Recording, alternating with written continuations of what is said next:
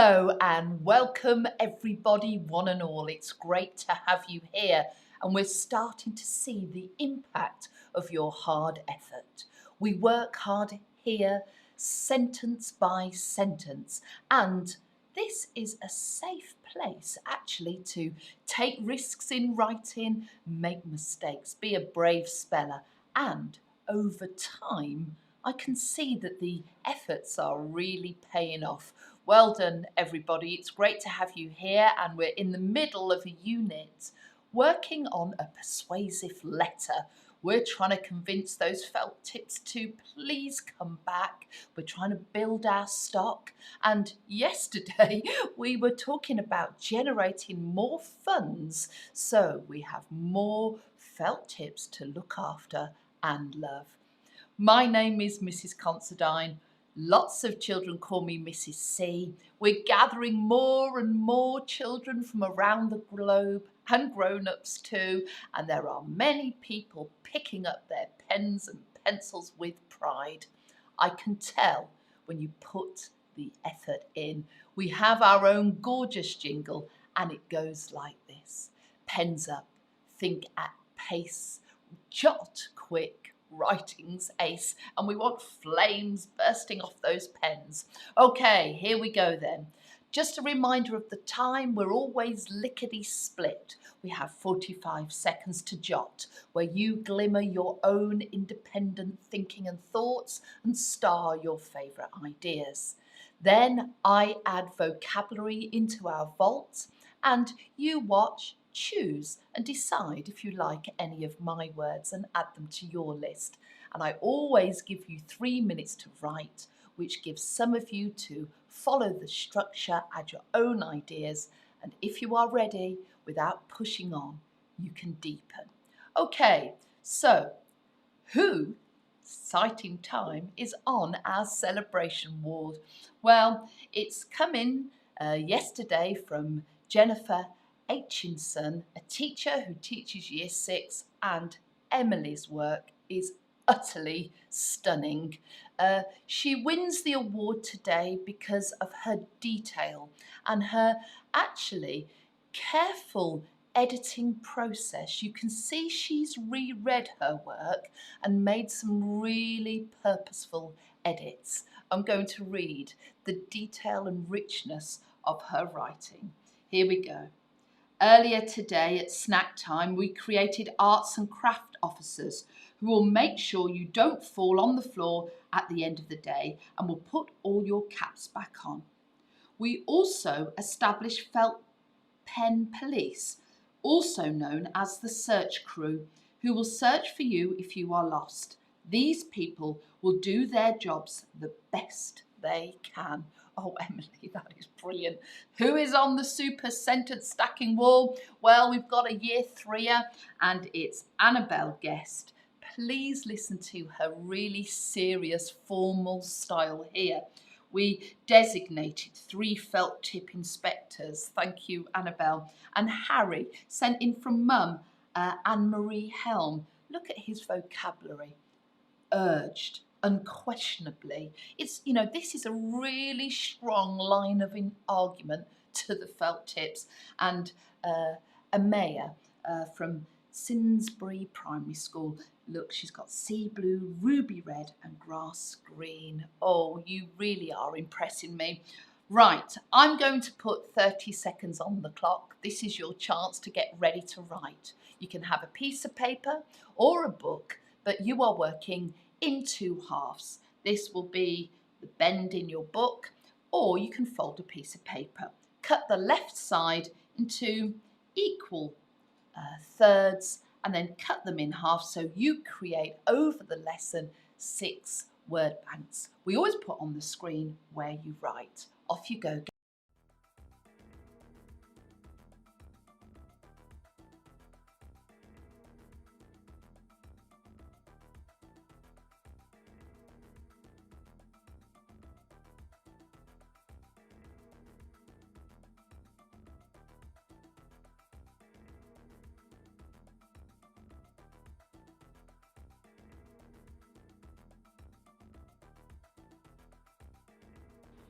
The writing rainbow always guides our work and illuminates how and through what lenses we will be thinking and writing.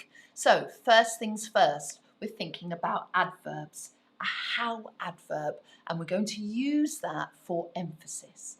The second lens, I think this is going to be quite good fun and a little bit humorous. We're going to drop in some rhyme. I'm going to tell you exactly how to do that. And finally, we're going to start a sentence with the conjunction so.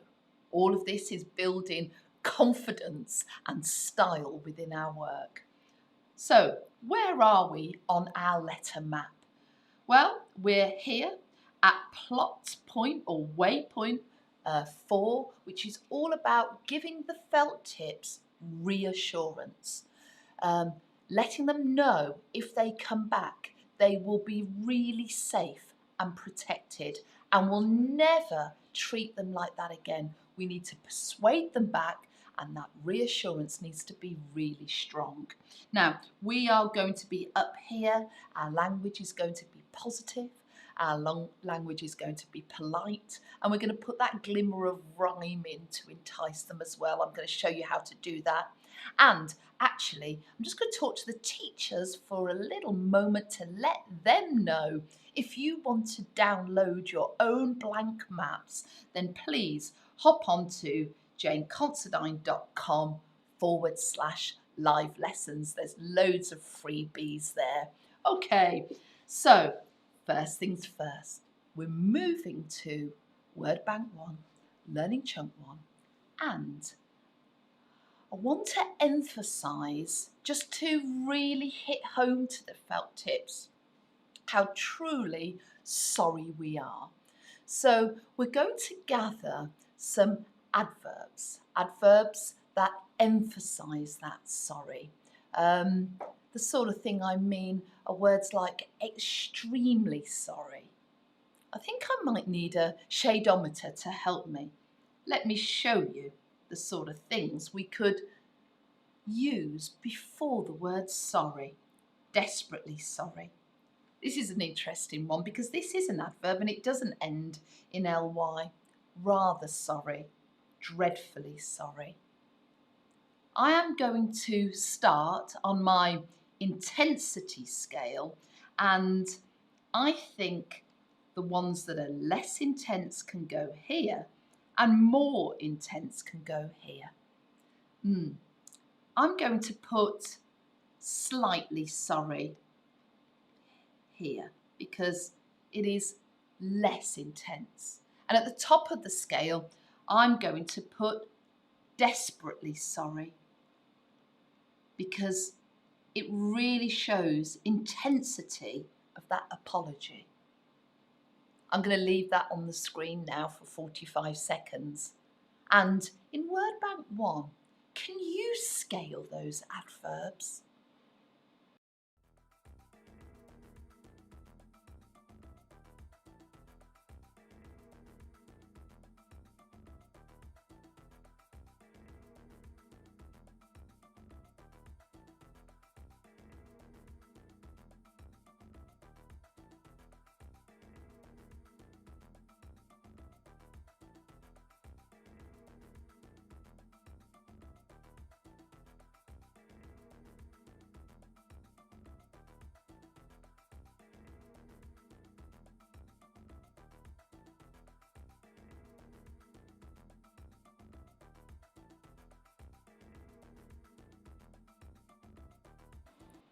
Do you know, when you work with a shadeometer, and I know many of you have those in your classrooms, those little A5 shadeometers, remember when you scale words, it's not always the one at the top of the thermometer that we use. In writing, we're trying to use the best word for the job at the right time. So let's scale these words, and in fact, we'll probably discover that many of them will be practically perfect for our writing intent. Now, don't worry if you've got some in slightly a different order, but there or thereabouts is brilliant. Okay, rather. I think that's lower down. Yes, I'm going to choose another high one. I can see extremely has got big intensity. Extremely sorry. Extremely. Dreadfully has as well. That's definitely high up. I'm going to put that there. I'm dreadfully sorry. Truly feels lower down. I'm going to put that there. I'm truly sorry. I'm going to carry on with this. You carry on too now as we audit and add.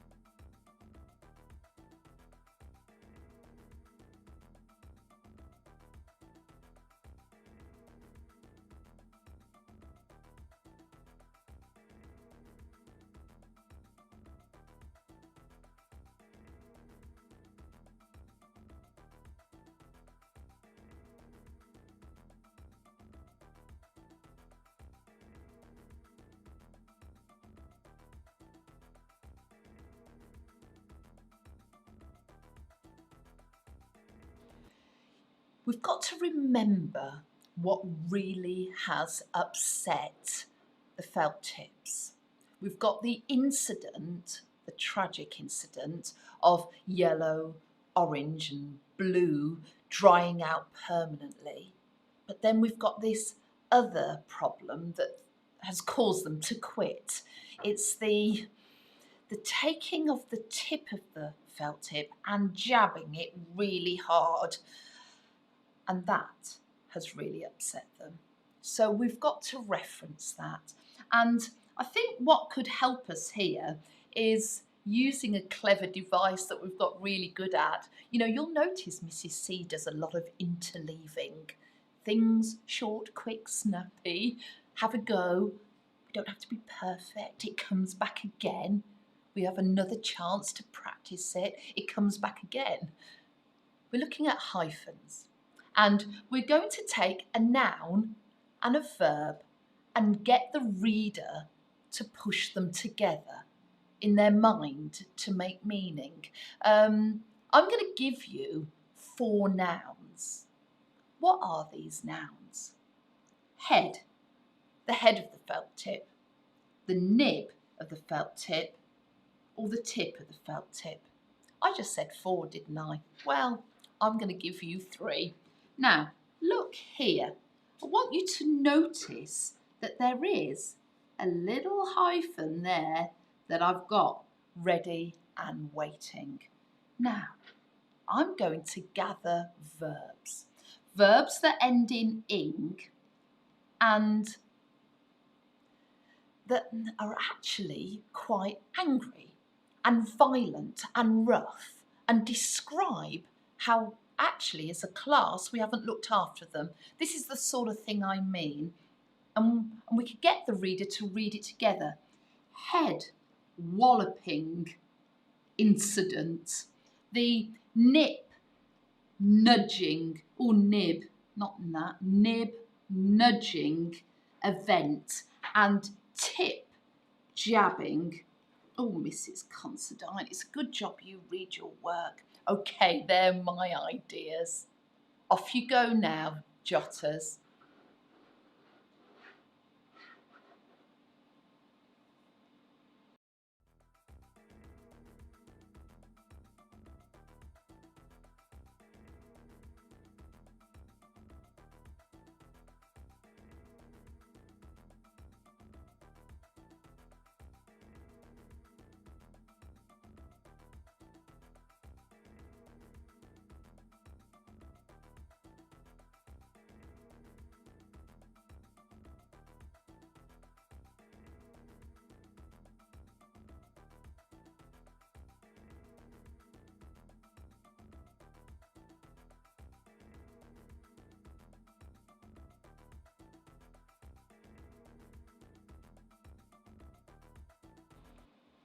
I've just had another really good idea. And what's great about these, rough verbs, I can use them attached to all the different nouns. Look at what I mean. I could have head walloping, I could have head nudging, or I could have head jabbing. I could have tip nudging.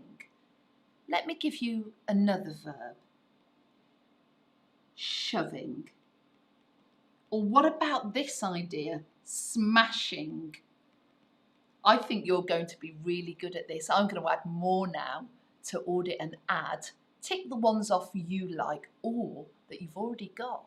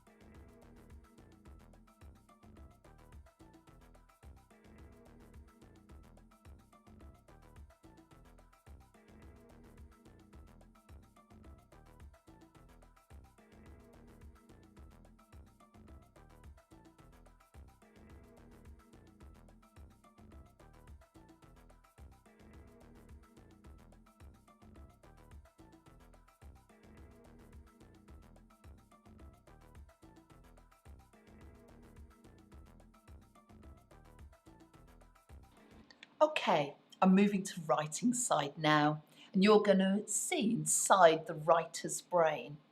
I want to be really clear in this letter that I personally am apologising, and we have I all through this letter, apart from when I want to refer to the whole class and I say we, but I want the felt tips to feel my apology.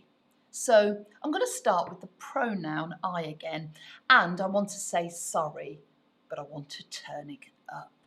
I want to emphasise that sorry with a how adverb. And if I look here, I'm slightly sorry.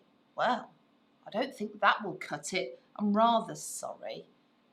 Any word from here on up will be great, actually. Let's have a go. I am incredibly, I like that. I am incredibly sorry. It really emphasises it. And then I want to actually show that I acknowledge what's upset them, and it is this violent act. I am sorry about the tip jabbing incident, the nib nudging event, about the, remember to use your little hyphen so the reader reads it together, the head pressing incident, accident. They're all good. That's my idea. Off you go, writers.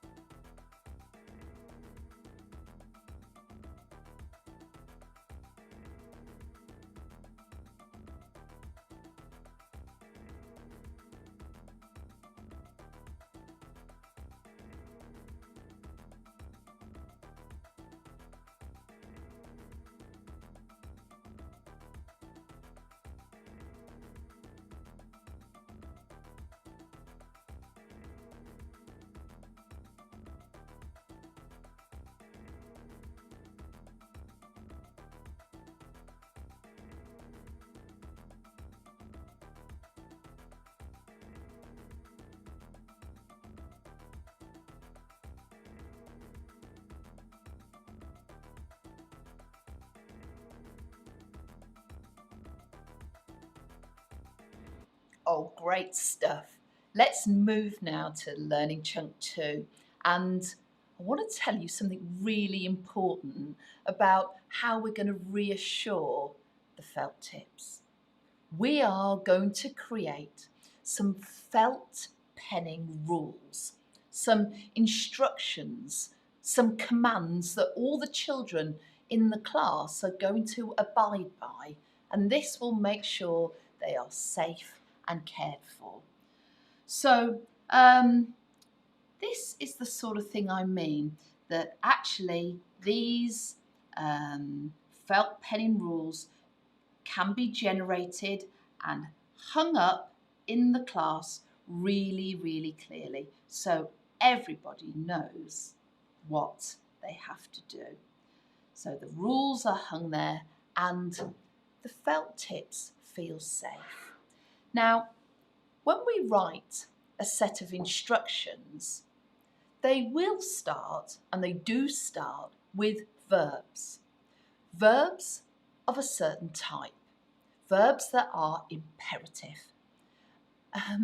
And they are commands. They give sets of instructions. They are really certain. This is the sort of verbs I mean. Okay, words like, and I'm thinking now, and you've got to also think in the same way about rules that would be in the classroom that would help them be cared for and put away and counted, and all the sort of things which will mean we never have any felt tip problems again. So words like click the lids back in place, make sure they are all collected in. Or what about something like this? Check that the right colour is on the right colour pen. The right colour lid is on the right colour pen. They're my 3 ideas. I'm going to give you 45 seconds now, jotters. Can you add more?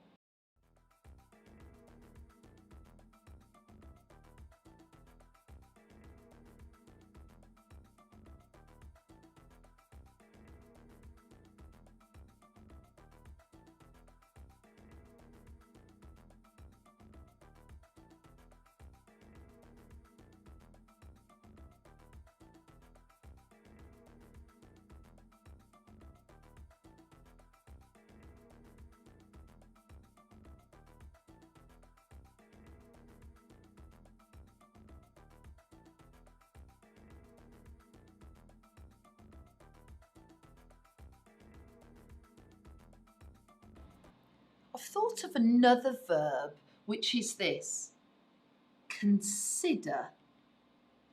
And that's a really interesting one because the rule that follows could really change. Consider how you're caring for the felt tips. Consider how you're tidying them up. I'm thinking about that. There could be lots of ideas. I'm going to audit and add now and see if ours match.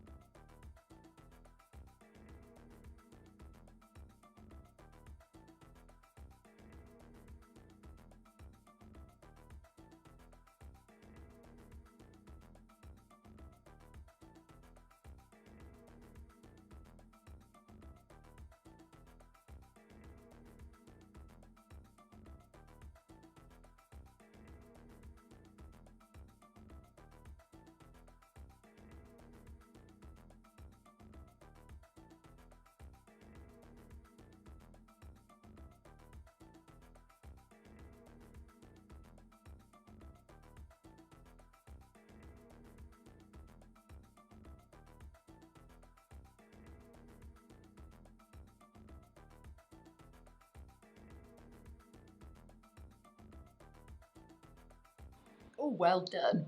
Now let's move to word bank 2, and I want us to think about not only creating felt penning rules for the class, but I think they'll be more interesting if they were like little rhyming couplets, and we had words at the end of them that rhymed.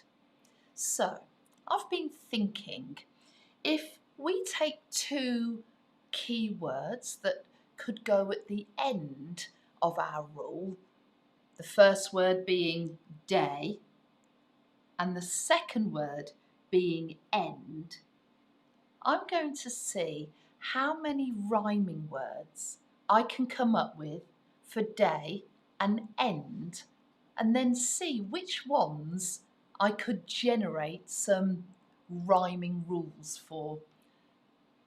Let me give you my ideas. What could rhyme with day? I could have words with one syllable.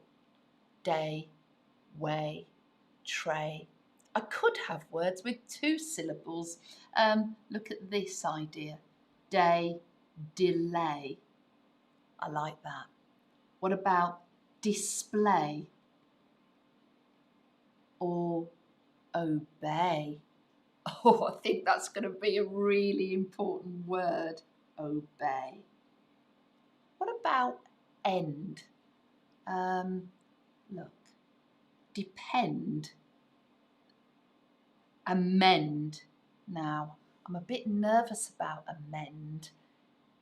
Has it got one M or two? Many spelling problems happen when you have to double consonants. I'm going to say one M, but I'm going to check it in a minute. I must always be brave. This is the place to make mistakes.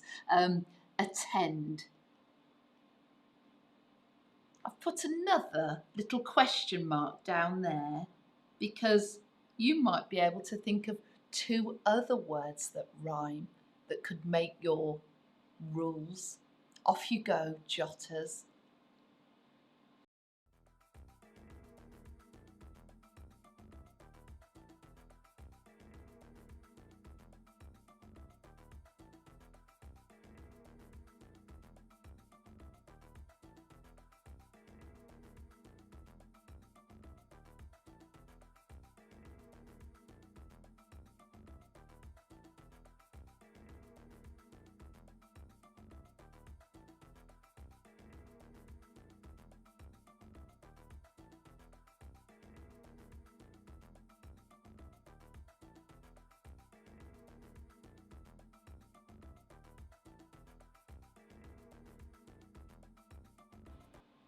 I was thinking about this word, lesson. I'm going to write that down. But the problem is it doesn't seem to have many rhyming words. Lesson. Bit tricky, but I think I might have a near rhyme. Maybe session. Oh, I'll be really interested to see what you do here. Watch now as I add more day and end words, and maybe I can come up with some other ideas too. Off you go.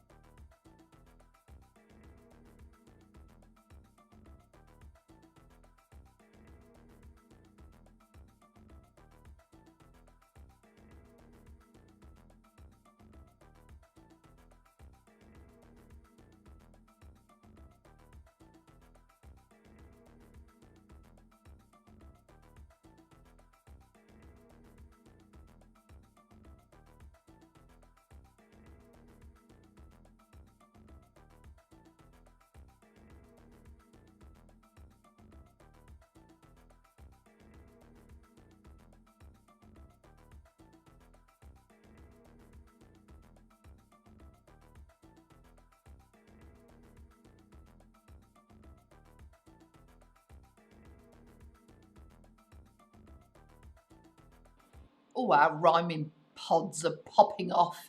There's some really good ideas there. We are now going to move to writing side, and I want to tell the felt tips about our felt penning rules, and I want to introduce them to an example from the bigger collection of rules we would have written. Watch me now on writing side line up introducing the example.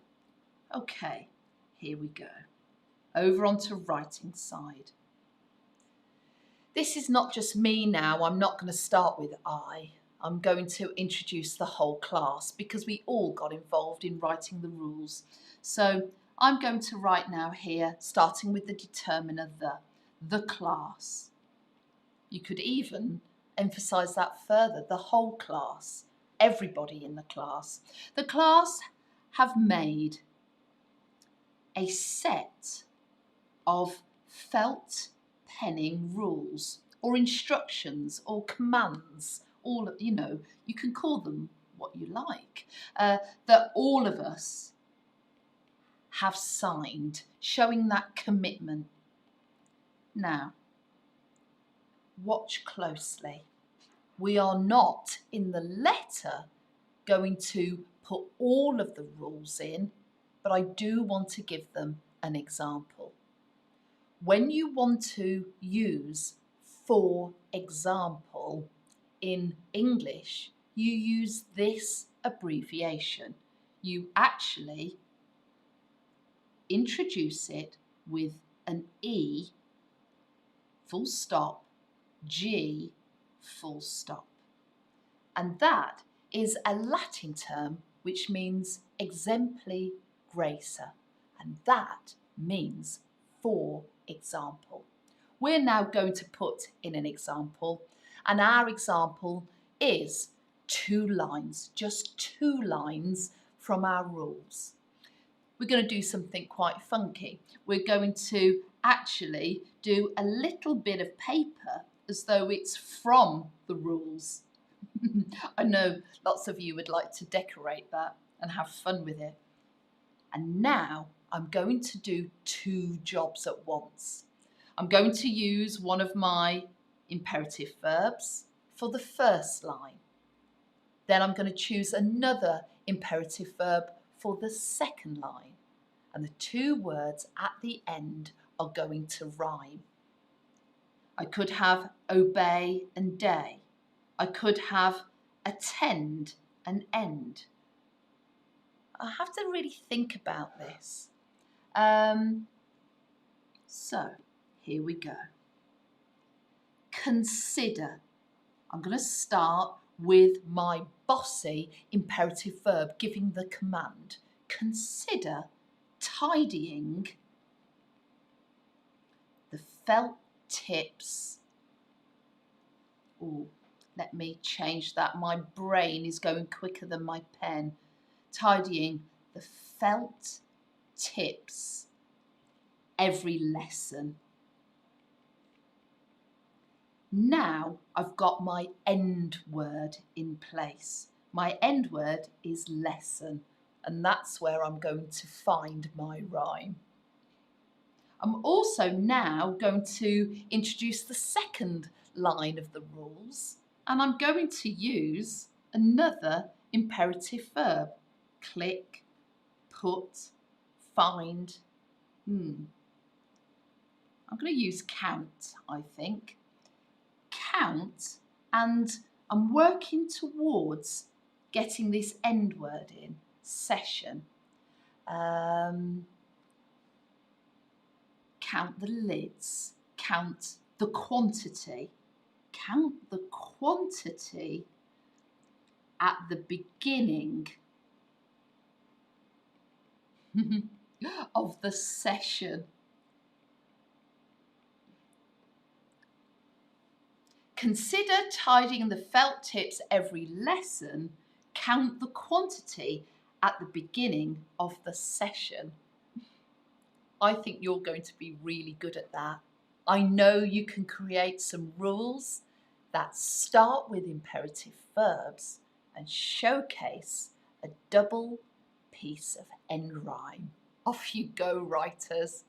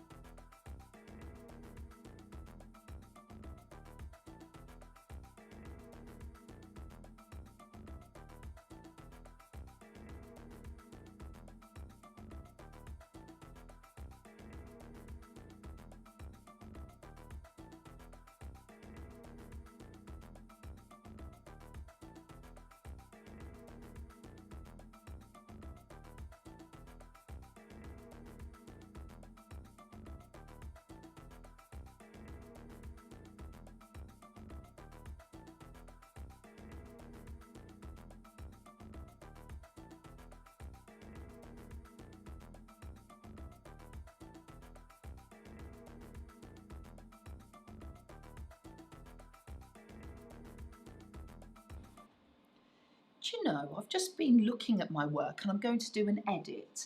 I want this to be a stronger start here.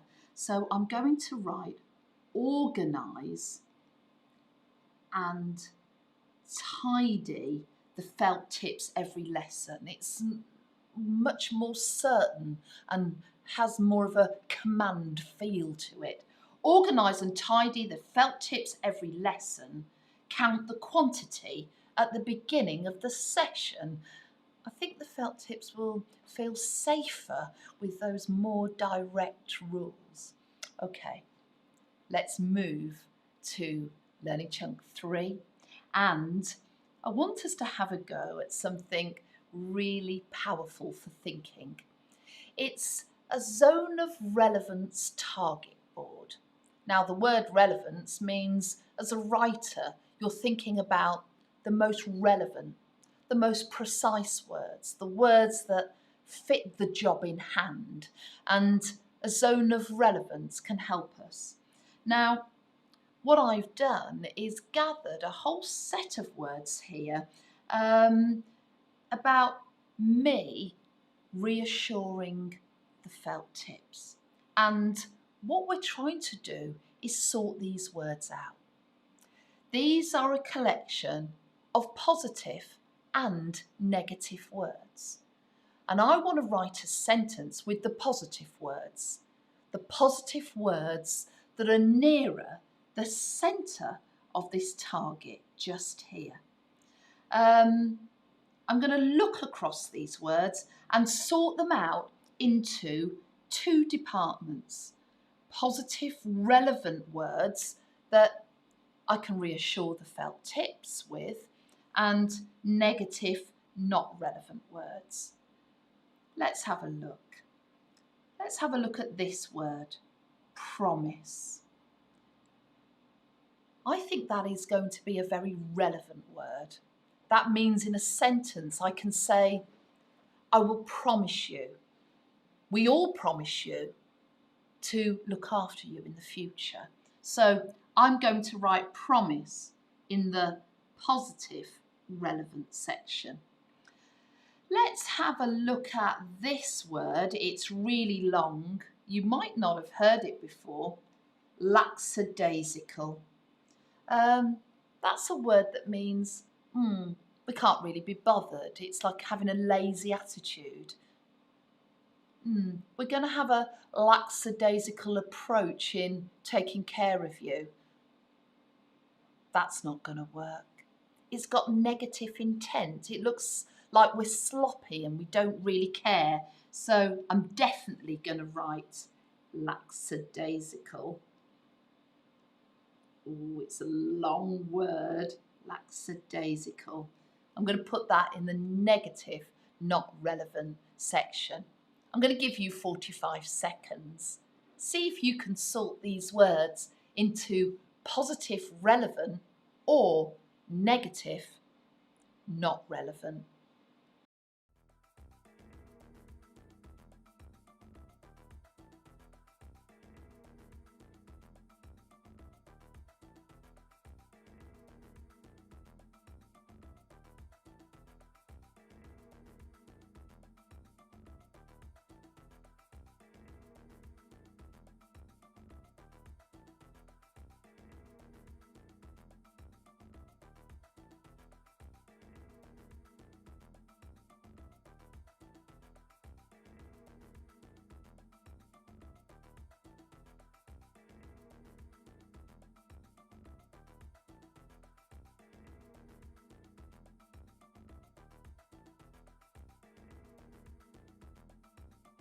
Okay, let's sort some more words. There's so many here. What about this one? Comforted. You will be comforted, felt tips, because we have changed the processes and systems in the class. What about this word, unbothered?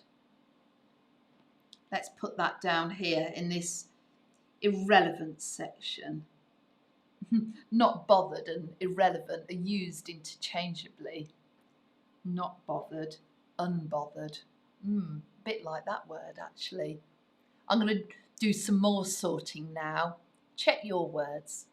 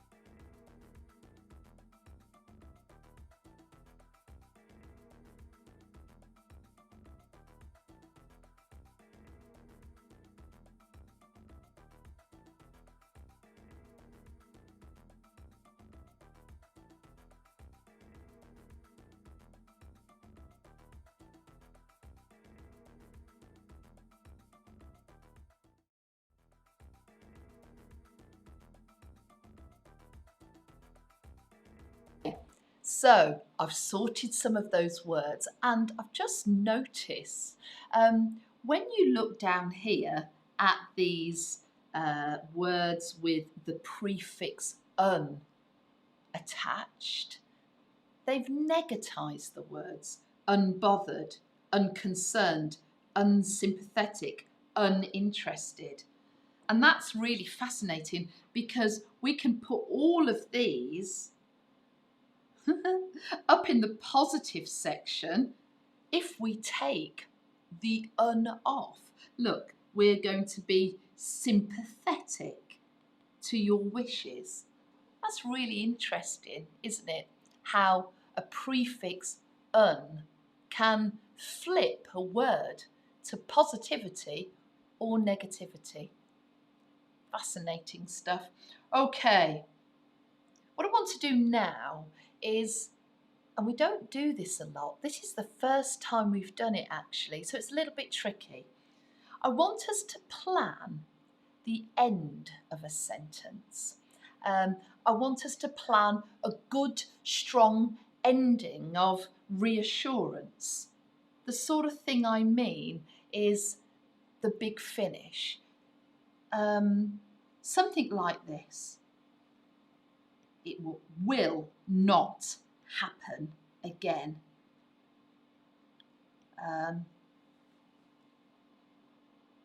We want to reassure you you'll be in safe hands.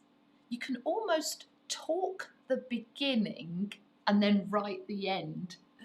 I'm going to give you this word as a clue. Can you, in this 45 seconds, add a strong sentence ending? Off you go.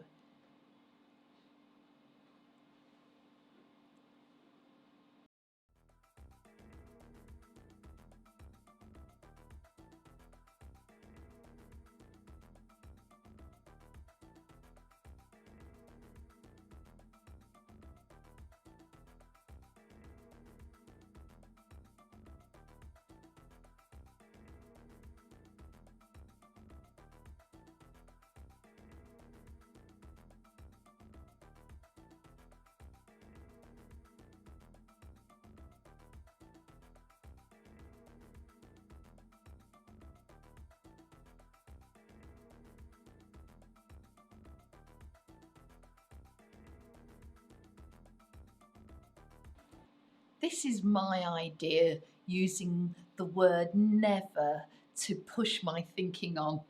Never be a problem in the future.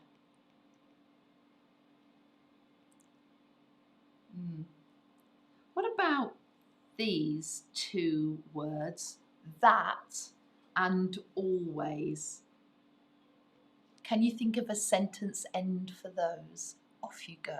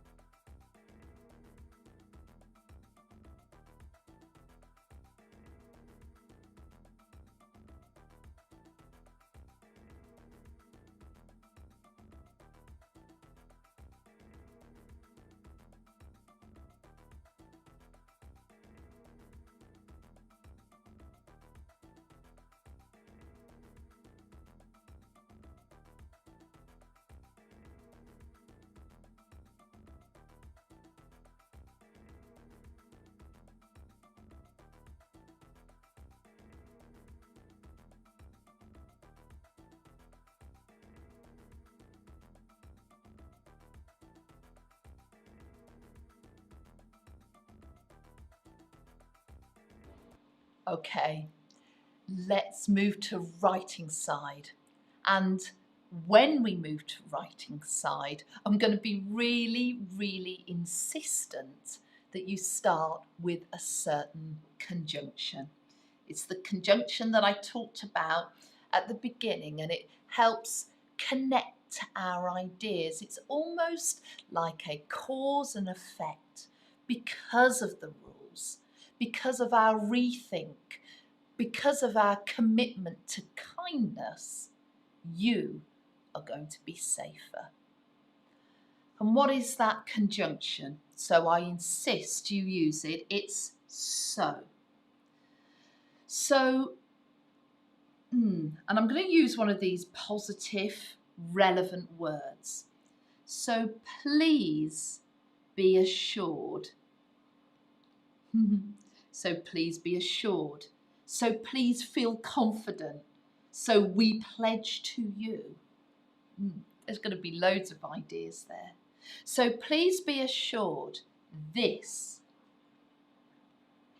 is never going to be a problem in the future. Or please be assured we have made a commitment to care for you. Please be assured this will never, ever, I like that, the emphasis, will never, ever happen again. They want to be sure that nobody is going to shove their heads into that paper, and it is definitely a thing of the past. This is the art of persuasion, children, and I know you can impress me with your writing.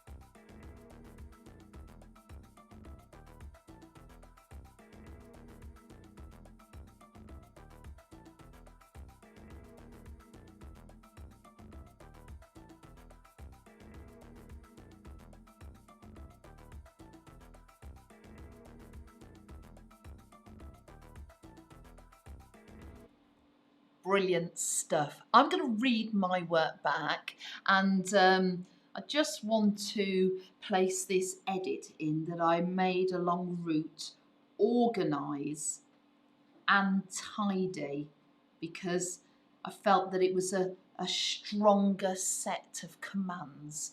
This is really clever. The broad piece of writing is persuasive. And then what we've cleverly done is this intersplice of instructions. A little example there. Well, we're really showing off now, aren't we? Okay, I'm going to read my work back. Make sure you take time to read your work back. Silly mistakes happen all the time. I mean, I've made lots of silly mistakes today, but if you take time to reread, you can always improve, sharpen, make it a little bit better.